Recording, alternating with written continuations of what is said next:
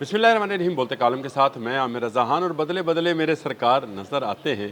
तुर्की के जो हैं आसार ये इस तरह के नज़र आते हैं कि वो इसराइल के साथ जंग में जाने वाला है और यही वजह है कि अब नेतन्याहू के वारंट गिरफ्तारी भी तुर्की ने जारी कर दिए हैं और ऐलान किया है कि वो बहुत जल्द इनके वारंट गिरफ्तारी जारी करेंगे। और ये सारा मामला शाम से होकर तुर्की की तरफ जा रहा है कि बुनियादी वजह वो 3 मुल्की इत्तेहाद है जिसमें सऊदी अरब, पाकिस्तान और तुर्किया शामिल हैं। तुर्किया के जो वज़ीर इंसाफ हैं अकीन गोरलेक, उनका एक एक्स पर बयान आया है और उन्होंने कहा कि गज़ा के फोटीला को रोकने पर जो है नेतन्याहू का वारंट गिरफ्तारी वो डिमांड कर सकते हैं, यानी उनका वारंट जारी कर सकते हैं।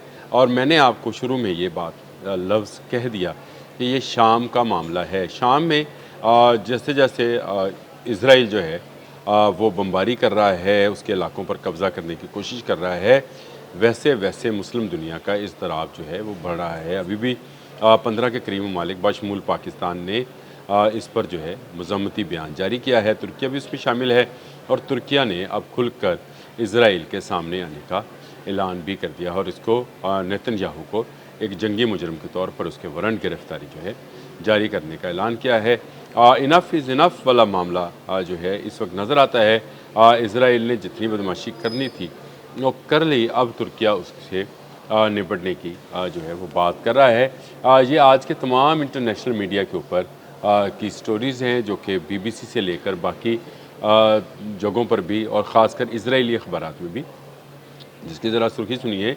Türkiye issues A fresh genocide arrest warrant of Netanyahu aimed growing Syria tension. आपको मैंने कहा कि ये शाम का मामला है।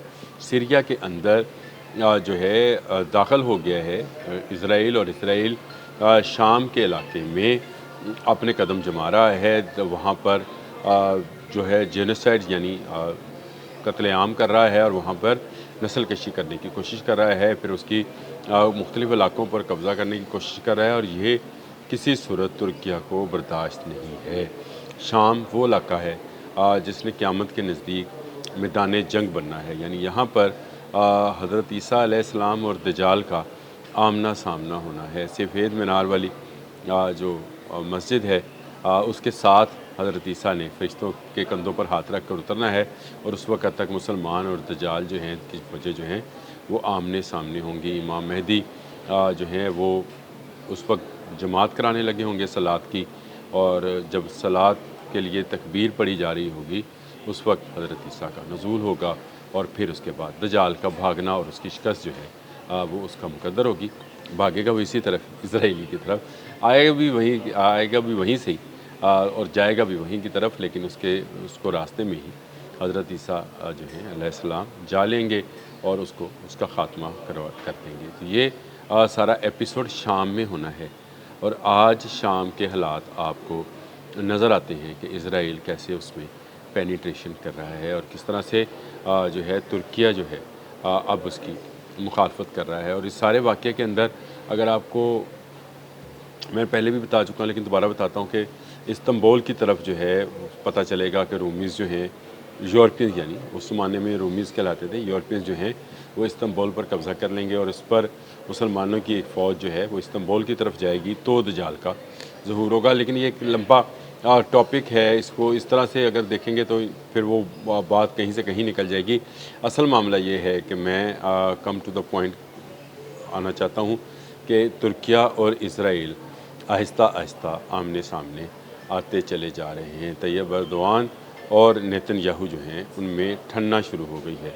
और ये जो किसी ज़माने में समझा जाता था कि तुर्किया क्योंकि नेटो का रुकन है, अमेरिका उसको लीड करता है, अमेरिका ही सरपरस्त है इसराइल का, शाम में, लेबनान में, गज़ा में इसराइल जो है अपने मज़ालम बढ़ाता चला जा रहा है, वैसे वैसे तुर्किया अब उसके सामने आना शुरू हो गया है। और ये इंटरनेशनल मीडिया ये भी बता रहा है कि इसकी बुनियादी वजह यह है कि तुर्किया ने सऊदी अरब और पाकिस्तान के साथ जब से इत्तेहाद किया है, इसके बाद से जो है तुर्किया ने अपने तेवर जो हैं वो इसराइल के हवाले से बदले हैं और इसराइल को सबक सिखाया जा सकता है।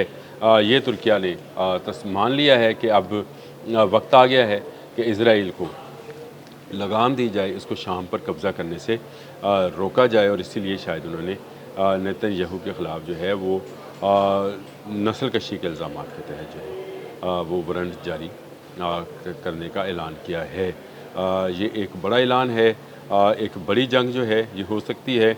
इज़राइल अगर ये बात तस्लीम नहीं करता है तो तुर्किया फिर खुलकर सामने आएगा, क्योंकि शाम पर कब्ज़े का मतलब इस्तांबुल पर कब्ज़ा होगा। ये याद रखिएगा, दमिश्क पर कब्ज़े का मतलब जो है, जो कि नेतन्याहू का ग्रेटर इसराइल के प्लान में शामिल है, इस्तांबुल की तरफ उसकी पेशकदमी बन जाएगा और इससे एक खत्ते में बड़ी जंग जो है उसका आगाज़ हो जाएगा। वैसे भी इस वक्त भी ये खत्ता जो है वो कशीदगी की ही हालत में है। शाम हो, अबन हमज़ हो, लेबनान हो, गज़ा हो, ये तमाम इलाका आपको जंग की आग में भड़कता हुआ या दहकता हुआ जो है महसूस होता है, और उसमें नज़र आता है कि बहुत जल्द जो है यहूदी और मुसलमान जो हैं ये आपस में टकरा जाएंगे। तो चलें तुर्किया ही सही, क्योंकि तुर्किया इसको अगर लीड करेगा और तुर्किया जो है वो इसराइल को रोक सकता है। टेक्नोलॉजी के हवाले से भी और ताकत के हवाले से भी तुर्किया में इतनी क़ुव्वत तो मौजूद है कि वो इसराइल का मुकाबला कर सकता है। इसराइल ईरान का मुकाबला नहीं कर पाया तो तुर्किया क्या क्या मुकाबला कर पाएगा, जिस पर कोई पाबंदी भी नहीं है, और वो अपनी दिफाई सलाहियत दिफाई टेक्नोलॉजी के हवाले से जो है वो बाकी मुस्लिम दुनिया से जो है एक कदम आगे है। और अब उसका सऊदी अरब जैसी मजबूत मईशत और पाकिस्तान जैसी एटमी क़ुव्वत के साथ दिफाई माहिदा भी हो गया है, तो क्यों ना अब इसराइल को ललकारा जाए। ये शायद तुर्किया ने सोच लिया है कि उसके बढ़ते कदम को रोका जाए। अगर ना रोका गया तो बहुत जल्द शाम जो है मुसलमानों के हाथों में से निकल जाएगा। अगर शाम निकल गया तो इसराइल का अगला हदफ जो है फिर वो इस्तांबुल हो सकता है। इस सारे तनाज़र के अंदर एक बड़ी जंग जो है वो नज़र आना शुरू हो गई है। अल्लाह ना करे ये जंग हो, लेकिन तुर्किया के जो इरादे हैं वो यही हैं कि इसराइल को यहीं पर रोका जाए और उसको महदूद किया जाए कि वो इसराइल जो कि एक कंट्री की हैसियत से मौजूद है उसी की हदूद के अंदर अंदर जाए। ना लेबनान, ना शाम, ना गज़ा, उसमें वो जो है अपनी पेशकदमी जो है उसको ना करे। IDF जो है वापस अपनी बैरकों में अपनी सरहदों के अंदर जाए ताकि इस खित्ते का अमन जो है तो कायम रहे। लेकिन अगर कायम नहीं रहता तो सबसे बड़ा जो है मुकाबला अब तुर्किया और इसराइल की फ़ौजों के मबैन हो सकता है। ये वारंट जो हैं इनके दूरस्थ नताइज निकलेंगे और देख लीजिएगा कि तुर्किया जो है वो इससे भी ज़्यादा सख्त इक़दामात इसराइल के ख़िलाफ़ करेगा। तब तक के लिए इतना ही। अल्लाह हाफ़िज़।